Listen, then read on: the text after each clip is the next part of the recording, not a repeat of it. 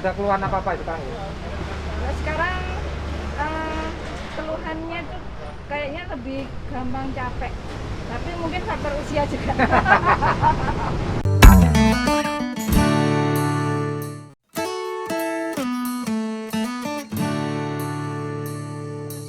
Ketemu lagi di channel Arda Tulungagung. Kali ini saya kedatangan tamu istimewa. Dia sebenarnya Bukan tamu. bukan tokoh atau apa, tapi menurut saya sangat istimewa karena ketemu dalam keadaan sehat dan tak kurang suatu apapun. Saya perkenalkan nih Mbak Rita Febriana. Ini karena yang lagi ngehit seputar COVID, dan ternyata Mbak Rita ini pernah terkonfirmasi positif COVID-19 atau COVID-19. Karena itu Mbak Rita sekarang sudah sehat. Saya bergembira, saya ingin Mbak Rita bertutur atau bercerita kisahnya ketika terkena COVID itu rasanya seperti apa, awal mulanya, apakah sampai mobil atau tertular seseorang. Terima kasih Mas David. Selamat siang guys. Sebenarnya saya bukan tamu di sini. Saya juga tim dari teman-teman Jawa Pos Radar Tulungagung. Cuman di sini saya dimintai tolong Mas David. Kita sharing, kita mau ngobrol seputar COVID. Kan kebetulan saya penyintas COVID alias mantan pasien COVID.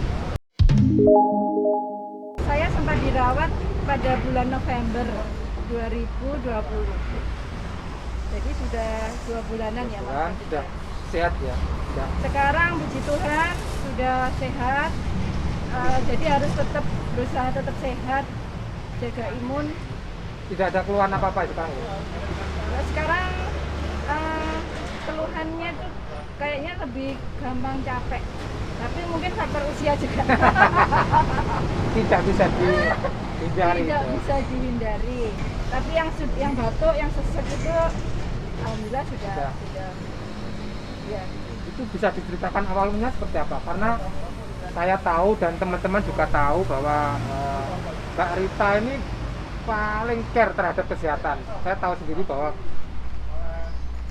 multivitamin saya selalu sedia di tas, terus masker, hand sanitizer selalu ready. Saya tahu betul itu. Karena kita memang pekerja, jadi tidak dipungkiri tetap mobile ya kan Mas David. Mas David juga, saya juga dituntut untuk mobile. Cuman selama mobile juga saya tidak lupa untuk protokol kesehatan. Kita kantor juga melaksanakan event dan kita tetap protokol kesehatan. Ya, betul. Tapi tidak tahu kenapa kok akhirnya mungkin sama Tuhan dipilih saya yang kena gitu kan. Cuman awalnya sih, jadi kalau peristiwa saya ini ditelusurinya itu bisanya setelah kejadian. Iya. Kemungkinan saya itu tertularnya dari suami. Kebetulan suami kan OTG. Jadi suami ada keluhan sih. Cuma 3 harian dia merasa nggak enak badan. Tapi tetap dia minum obat ringan, vitamin, makan yang banyak. Mungkin imunnya bagus. Jadi tidak sempat isolasi atau dirawat di rumah sakit ya? Enggak, suami enggak sempat itu. Tapi setelah suami baru saya. Awalnya saya kan kebetulan punya radang tenggorokan nih. Iya, Terus tiba-tiba sakit tenggorokan, sakit. Terus ada batuknya. Ya saya kira memang itu lagi kambuh kan radangnya. Oke. Kira biasa untuk wajar Biasa. ya. Secara fisik juga biasa, makan juga biasa. Tapi saya tetap makan, terus kasih obatnya obat yang itu biasa, yang biasa saya minum. Betul ya. Vitamin itu aja. Iya. Ya tetap, tapi memang di badan itu memang sudah nggak enak. Jadi pasti capek gitu kan. Ya kayak orang mau flu itu loh, kita Iya, waktu mau flu rasanya sama gregesi, terus ada demamnya. Oke. Itu tapi cuma berlangsung sekitar 3 hari. Kan itu ada inisiatif Mbak Rita ya untuk swab itu. Ya, awalnya ya itu saya batuknya batuk kering. Oh gitu. Batuk kering itu kalau di badan kan pasti bikin capek. Iya betul. Hampir 1 minggu kok nggak sembuh-sembuh gitu kan. Akhirnya untungnya saya banyak istirahat di rumah aja selama saya batuk itu. Apa namanya, kalau di rumah selama batuk tetap pakai masker. Saya menghindari menularkan yang lain, meskipun belum tahu itu kalau saya sebenarnya mungkin sudah ada COVID, tapi karena kondisi seperti ini saya jaga-jaga tetap pakai masker gitu kan. Akhirnya yang membuat saya sadar kalau saya COVID, hari Jumat, saya mulai sakit hari Minggu, hari Jumat sore itu saya sudah merasakan tidak bisa membaui apapun. Itu ya yang salah satu yang meyakinkan Ya, bahwa ini kayaknya COVID nih gitu ya. Jadi kan kita sudah pernah sering dengar kalau Baca bau pembawaan hilang, terus perasa juga hilang kayak gitu.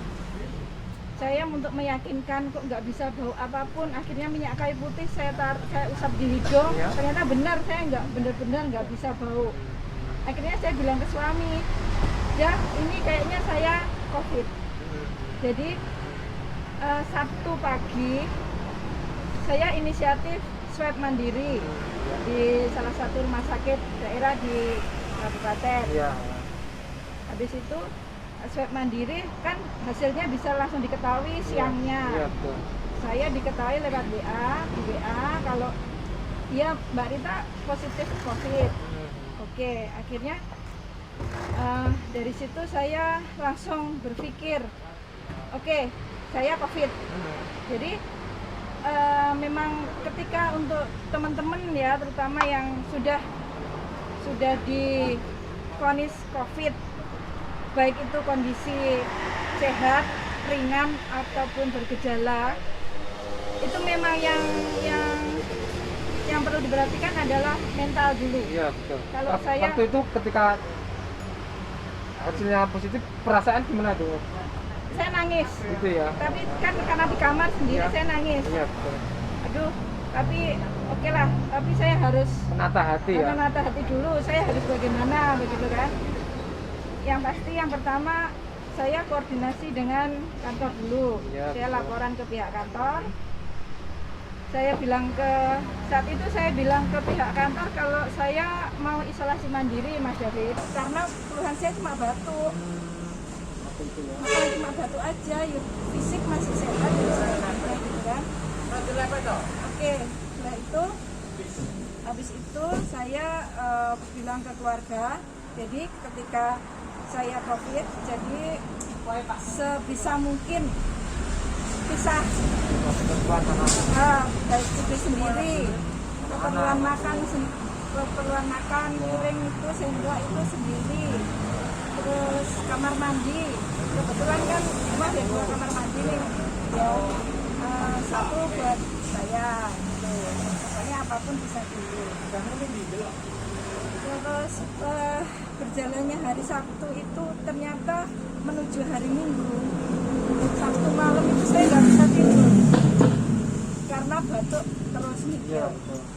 Sabtu malam itu nggak bisa tidur. Akhirnya Minggu pagi saya bicara sama suami, kayaknya saya nggak bisa isolasi mandiri di rumah dengan kondisi seperti ini.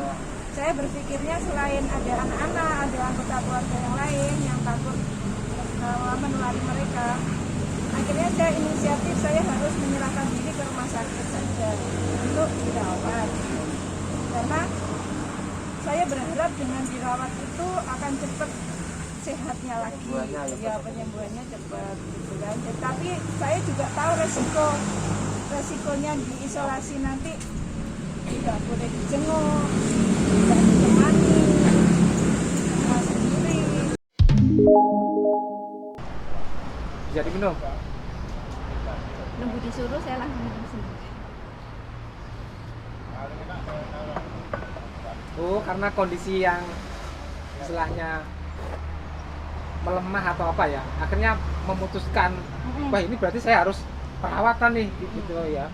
Nggak melemah sih ya Mas ya, tapi apa ya, saya mikirnya nanti kalau tiap malam begini terus nggak bisa tidur terus ya, siapa ya. gitu ya. Oh ya nggak bisa tidur tuh ya. Tidur, Nggak akhirnya tidur.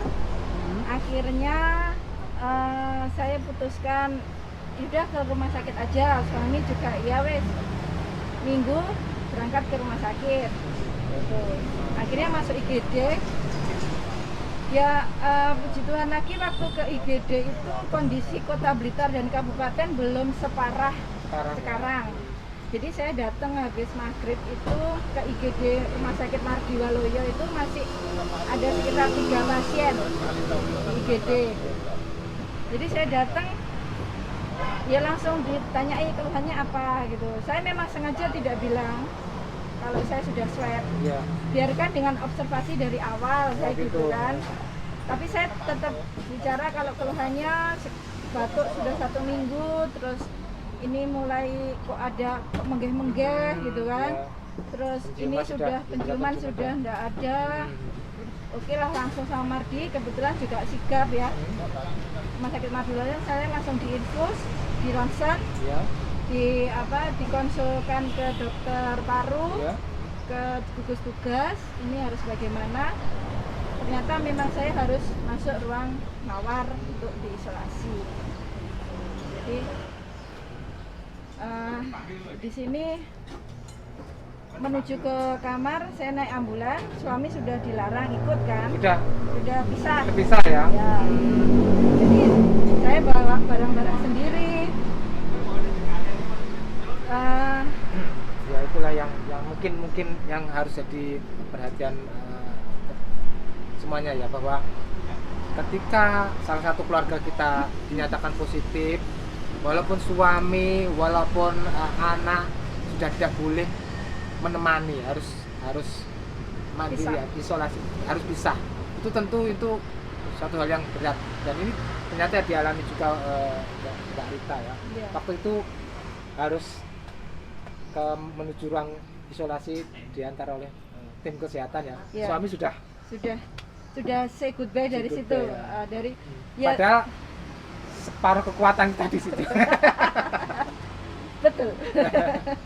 Dan anak-anak yang di Ya, rumah. Jadi betul. untuk ibu-ibu rumah tangga, kebetulan kan saya juga ibu rumah tangga dengan 2 orang anak. Jadi ketika mau menuju rumah sakit itu saya juga berpikir apa yang harus saya siapkan untuk orang rumah gitu kan.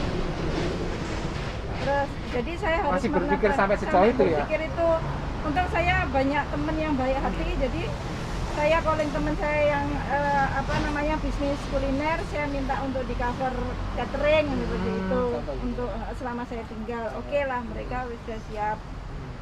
Jadi saya bisa berangkat perawatan dengan lebih sedikit lega lah, sedikit lega. terutama untuk nutrisi makanan ya. Betul, untuk Terus, orang-orang di rumah.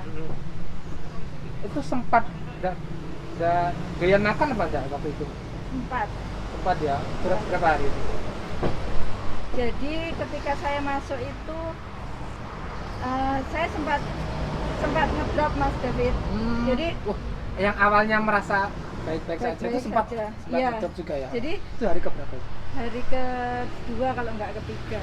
Hari Minggu saya masuk, saya ngedrop itu hari Senin malam. Oh, apa yang dirasakan waktu itu? Sesak? Ya, jadi waktu masuk kan saya belum sesak. Iya betul. Jadi setelah masuk itu yang selalu dipantau oleh pihak, setahu saya ya, yang terjadi pada diri saya, yang dipantau oleh pihak rumah sakit atau tim nakes itu adalah dari suhu badan, terus saturasi itu harus di atas 95 gitu kan, terus apalagi sesak. Apa sempat saturasinya sempat di bawah 90? Sempat ya. Sempat 89-90 itu gitu Pak. Ya? Yang akhirnya saya harus dioksigen. Awalnya saya nggak pakai oksigen Mas David. Iya. Saya awalnya di situ cuma diinfus saja. Sempat Terus beredek apa enggak ketika itu awalnya yang baik-baik. kondisi yang saya rasakan lemes gitu ya. saya sangat lemas. Saya nggak bisa apa-apa, lemes, suhu badan hampir 39, 38, berapa itu, saturasi 89-90, sesak, Iya. itu ya wes akhirnya di perawatan itu sebenarnya untuk karena saya masuk diagnosa batuk, Iya. jadi obat minum itu hanya obat batuk. Udah baca aja. Tapi yang lewat infus itu kayak vitamin, antibiotik seperti itu. Nah ternyata berjalannya waktu itu kan, Iya. untung saya, maksudnya saya punya semangat harus saya paksa, mungkin nggak doyan makan ya, Menyemangati diri menyemangati sendiri. diri sendiri biar cepat sembuh. Saya minum susu, buah, makan dipaksa seperti itu. Terus yang patut saya sempat khawatir Iya. apa yang terjadi pada saya adalah darah saya sudah mengental, Oh, sudah terjadi pengentalan pengentalan. darah. Iya. Ini istilahnya padalan pencendolan itu. Oh iya dah. Iya, padalan juga mengalami pengentalan darah, jadi membuat istilah sendiri pencendolan. Itu kan yang bahaya di situ. Ya, Takutnya betul. nanti darah mengental ke jantung alirannya nggak bagus, Iya, betul. itu yang bisa menyebabkan sampai parah seperti itu. Jadi untuk ya ini kebetulan saya ngobrol sama Mas David, ya nanti untuk pelajaran juga Iya, buat kita semua. lah, biar masyarakat tahu. Selama perawatan di ruang isolasi jangan dibayangkan kita mungkin yang pernah dirawat di rumah sakit biasa yang setiap saat suster bisa menangani kita, membantu kita. Iya. Itu tidak kalau di ruang isolasi. Jadi untuk tenaga kesehatan itu juga sangat berusaha meminimalisasi kontak dengan kita. Kontak Jadi dengan- mereka itu masuknya hanya jam-jamnya mereka. Iya. Pagi, siang, sore. Jadi perawat itu masuk hanya mengecek tugasnya plus ngasih makan sama apa yang perlu kita butuhkan ya saat itu. Setelah itu pasien diharuskan bisa semua sendiri Tapi tetap dipantau melalui lewat CCTV. CCTV sama ada WA sama mungkin ya. telepon ada. Oh, tetap. Tapi telepon pun kalau suster ini info sudah habis misalnya ya. Iya. Tapi belum waktunya kunjungan, udah dimatikan dulu aja, nanti diganti pada waktu shift berikutnya. Sebagai pasien itu apa yang dirasakan dan apa yang seharusnya dilakukan keluarga, dan kan biasanya di dalam tuh berharap itu ya, mungkin biar pengalaman lah gitu kan. Yang dirasakan saat itu yang ngenes mas, gitu Mas ya. David sedih, Ya. maksudnya. Jadi pasien yang setahu saya kan sekamar bertiga nih, ada teman bertiga. Memang masuk itu diagnosanya masing-masing beda. Kalau saya batuk, Iya, betul. ada yang masuk itu karena lambung. Oh iya. Karena teman saya itu dia lagi jalani diet, sudah 1 minggu nggak makan nasi gitu kan. Hanya minum minuman itu untuk diet itu. Iya. Ternyata mempengaruhi di imun. Burung. Akhirnya tanda-tandanya awal kayak lambung, masnya kambuh gitu. Tapi ternyata ketika virus bekerja lagi kuat-kuatnya, itu istilahnya semua akan sesek pada waktunya. Oh gitu ya. Ya. Orang- Jadi yang Hanya mengalami sesak ya? temen yang satunya itu diare gejalanya, demam, diare gitu. Tapi semua sama-sama sesek di situ. betul. Ketika kita di tempat tidur masih pakai oksigen masih Ya. terbantu. Tapi ketika harus ke kamar mandi, Oh gitu ya. kamar mandi pasien harus sendiri. Hmm. Kita bawa infus, kondisi terengah-engah, harus ke kamar mandi. Itu jadi ya memang harus sendiri. Oh gitu ya. Ya jadi harus sabar, ikhlas, semangat, biar cepat selesai, cepat keluar Yang dari terpenting semangat itu ya. Semangat tentang semangat, masih ingat keluarga, harus tetap semangat. terus begini, yang pengen waktu itu waktu dirawat tuh yang pengen dan mungkin bisa dilakukan keluarga untuk mensupport itu apa ya? Sering menelpon atau video call atau gimana? Ya, kalau di selama perawatan masih tetap pasien boleh bawa HP, jadi masih bisa video call sama keluarga, nanyakan kabar, terus sudah. Kalaupun kita perlu apa ya tinggal minta keluarga, nanti barangnya yang masukkan juga suster, dititipkan di satpam security-nya. nanti jam berapa baru dimasukkan seperti itu. Tetap kalau komunikasi tetap bisa. Dan yang mungkin kan kadang merasakan titik terendah terus tiba-tiba semangatnya timbul. Pernah. Apa itu? Itu waktu saya lagi drop itu Mas David. Saya lemes itu saya sempat selfie toh. Iya. Saya sempat selfie, saya kirim ke anak laki-laki, ke kakak Rafka. Iya. Saya di situ pamit. Saya nangis. Pamit ke kakak, titip adik. Itu ya. Terus apa? Saya kirim ke WA ke kakak-kakak kandung. Saya tambah dimarahi. Sama kakak saya kan WA titip anak-anak. Saya kok rasanya seperti ini, maksudnya lemes banget Iya, gitu iya, kan. iya. Terus habis itu sama kakak dimarahi. Kamu harus kuat. Maksudnya apa? Kakak kan kerja di Surabaya nih. Anak buahku banyak yang lebih berat dari kamu, semua sudah sembuh. Gitu ya. Kamu harus ini kuat. termasuk ringan. Kamu harus kuat, harus sembuh. Terus ingat anak-anak gitu. Akhirnya dari situ ya oh iya wis. Iya. Memang Jadi yang terpenting itu jadi saudara, keluarga menjadi kekuatan untuk dalam kasus sakit ini ya. Artinya memang itulah yang harus dilakukan keluarga ketika ada saudara kita terkena, harus tetap support memberi semangat agar kesembuhan atau imunnya meningkat, akhirnya segera bisa.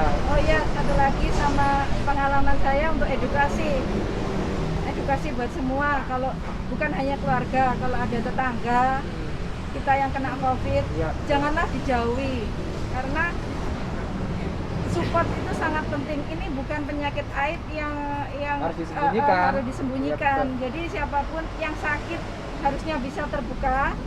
Kalaupun yang enggak dan kita punya tetangga itu disupport, entah itu supportnya berupa apapun pasti kita terima gitu kan. Ya untung saya dikelilingi teman yang baik-baik Mas David. Jadi ada aja yang kirim ke rumah apapun bentuknya, gitu ya. meskipun tidak ketemu saya, cuma WA seperti itu. Terus ada satu orang yang enggak saya kenal itu sampai WA memperkenalkan diri. Ternyata dia adalah penyintas COVID yang awal-awal tahun dulu itu. Gitu ya. Dia benar-benar merasakan ketika keluarganya sangat dikucilkan. Ya. Kan kalau yang awal-awal itu kan pasti Iya, masih betul. itu kan, yang Awal-awal. anaknya nggak bisa bermain, yang nggak, terus benar-benar dikucilkan. Jadi dia itu sekarang kegiatannya ngasih semangat ke orang-orang yang meskipun nggak kenal. Padahal nggak kenal ya. Nggak kenal. Tapi Itulah, sekarang ya. jadi teman baik. Jadi berbagi iya. ke pengalaman, saling support itu penting. Tapi itu akhirnya berapa hari di rumah sakit? Total 10 hari. 10 hari. 10 hari. 10 hari. Hari keberapa dinyatakan negatif waktu itu? Dinyatakan boleh pulang itu tidak berdasarkan swab lagi. Gitu. Selama perawatan saya sudah swab 2 kali, ronsen 3 kali. Ya. Dokter menyatakan boleh pulang ketika ronsen terakhir ketiga itu paru-paru saya sudah bersih. Oh, gitu. Kan sebelumnya kan sudah masih flek gitu kan hasilnya. Terus hari keempat saya sudah bisa mencium bau kan. Oh, hari keempat sudah bisa. Sudah bisa. Terus saya bilang ke Tanda-tanda kebaikan ya. dokter kan visitnya by phone nih. Iya, betul. By phone setiap sore gitu. Saya bilang dengan dokter, saya progres bagus, sudah bisa cium bau. Ternyata dokternya bilang itu hal yang biasa. Hah? Ya, Terus ternyata. ini yang perlu dikhawatirkan Bu Rita ini adalah darah Bu Rita masih mengental dan persentasenya masih tinggi. Itu karena apa kok mengalami pengentalan? Iya karena virus itu, jadi dia tuh virus itu kayak kerjanya barbar gitu loh Mas Gitu ya. David. Semua bisa diserang gitu kan. Padahal tidak punya riwayat penyakit apa-apa ya. Enggak. Terus saya kan kebetulan saya punya mah. Iya. Jadi ketika dapat vitamin C dosis tinggi, Oh, gitu. lambung saya langsung bereaksi. Dokter langsung bingung. Vitamin itu di stop, diganti. Iya. Dosisnya dikecilkan, berarti diminum aja gitu kan. Iya. Tapi untuk pengentalan darah ini saya disuntik setiap hari di bagian perut. Oh, gitu ya. Gitu. Jangan sampai kena. Jangan sampai kena. Terlalu berat. Harus gitu. tetap jaga 5M sekarang ya. Iya, 5M. Ya hanya 3, 5M. Mencuci tangan, memakai masker, menjaga jarak, menjauhi kerumunan, dan satu lagi Mas, menjaga imun.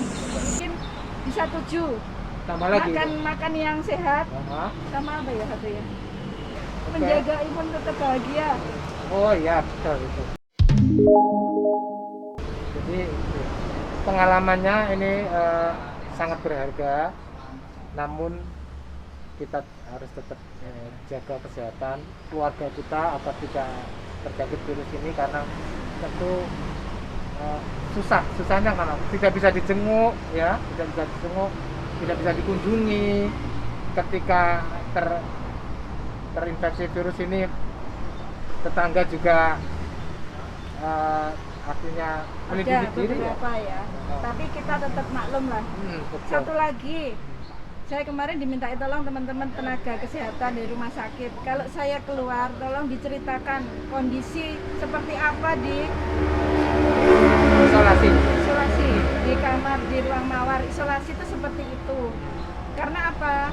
Mereka berharap jangan banyak lagi pasien yang mau masuk ke situ gitu, karena nakes itu juga manusia, mereka butuh untuk melindungi dirinya sendiri. Bayangkan kalau tenaga kesehatan kita sudah banyak yang berguguran, dalam arti banyak yang sakit juga. Iya, betul. Terus siapa yang akan merawat kita gitu kan? Seperti itu. Karena memang mereka minimalisasi kontak itu karena setiap masuk harus pakai APD lengkap kan. Iya, betul. Dan itu kan sangat berat, Ribet. maksudnya ribet gitu Ribet kan. dan Makanya mereka harus kerja cepat, jadi seefisien mungkin saat itu shift mereka apa yang dikerjakan ya itu bisa. Setelah itu tidak bisa sewaktu-waktu langsung dipanggil lagi, nggak bisa. iya. Karena mereka juga punya keluarga. Mereka juga punya keluarga. Mungkin ada pesan-pesannya. Dengan kondisi saat ini saya cuma bisa menghimbau untuk teman-teman semua warga Indonesia lah, pokoknya sebisa mungkin untuk menjaga protokol kesehatan. Contoh kecil mungkin pemakaian masker. Bagi orang yang lalai memakai masker masih bisa diingatkan, tapi tidak bagi yang sudah tidak percaya adanya COVID. Kita mau mengingatkan berapa kali pun pasti tidak akan dihiraukan, ya kan? Iya. Kecuali kalau Mas David lupa bawa masker, ada operasi. Oh iya Pak, maaf saya lupa. Oke, habis itu pakai lagi. Itu bisa dikatakan lalai dan bisa masih bisa kita ajak untuk melaksanakan prokes. Tapi bagi yang sudah tidak percaya itu, saya hanya bisa menghela nafas karena semoga COVID tidak sampai menyerang ke mereka gitu aja. Karena sangat berat rasanya. Mendingan menjalankan itu, kita tetap kumpul dengan keluarga di rumah, dengan kawan-kawan terdekat. Memang COVID menjauhkan kita dengan segala macam bentuk kawan yang jauh, dekat. Kita harus tetap menjaga jarak dan harus jauh. Tapi kan semua kembali untuk diri kita masing-masing. Iya, betul. Oke, Rita. Ceritanya dari awal sampai akhir sempat menghanyutkan, terharu saya. Karena terpisah dengan anak itu kan berat, sama keluarga itu berat, ya. Mereka tidak bisa jenguk, hanya cukup dari telepon, dan itu tidak sehari 2 hari, 10 hari bisa 14 hari, bayangkan ya. Artinya kalau di kamar isolasi itu mungkin yang seusia saya kan termasuk masih muda ya Mas David, masih muda kan. Ada lagi yang sepuh-sepuh itu, bayangkan kan mereka butuh support, butuh ditungguin, butuh apa gitu. Tapi ketika mereka nggak boleh dijenguk, nggak boleh didampingi, yang ada mereka tuh tambah teriak minta pulang.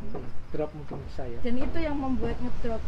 Kebanyakan yang buat drop pasien-pasien yang sudah sepuh-sepuh itu Mas David. Jadi ya gimana ya Mas, psikologi dan mental itu memang harus disiapkan. Kan kadang ada yang awalnya nggak percaya kok tiba-tiba kena COVID.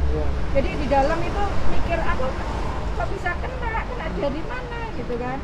Itu nggak usah dipikirkan, penting penyembuhan dulu. Kalau saya sih gitu.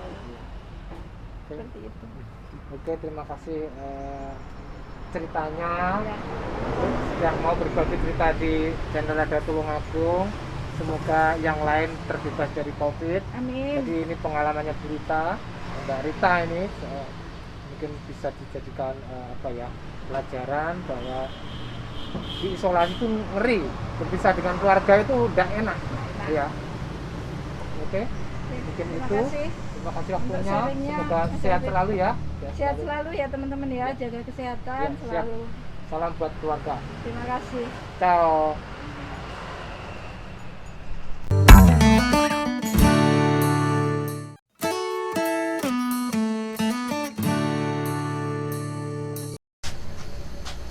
Selamat pagi. Selamat siang. Terus.